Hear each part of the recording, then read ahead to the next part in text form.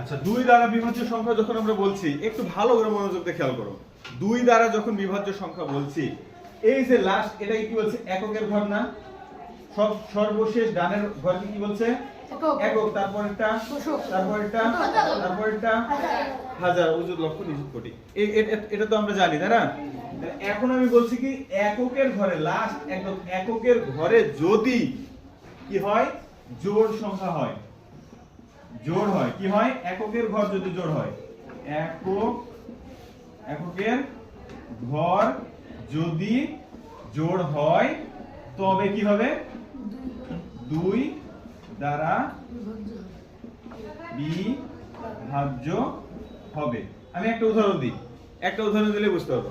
এখানে আমি মনে করে লিখলাম যে 2374 লিখলাম।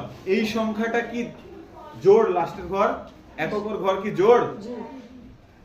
এটা কি 5 কি বিজোড়, আর 4 জোড়।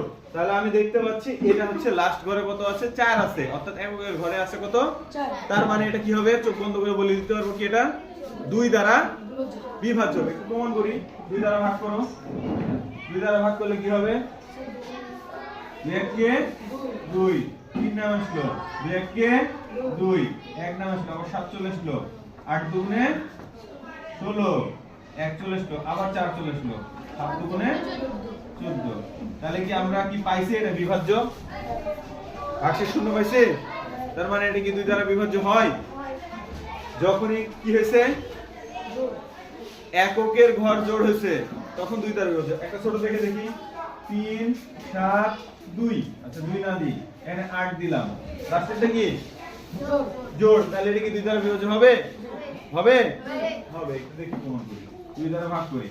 তাহলে 2 1 কে 2, 1 থেকে 7 চলে আসলো। 8 দুগুণে 16, 1 আসলো, 8 চলে আসলো। 9 দুগুণে 18। তাহলে কি বিভাজ্য পেলাম?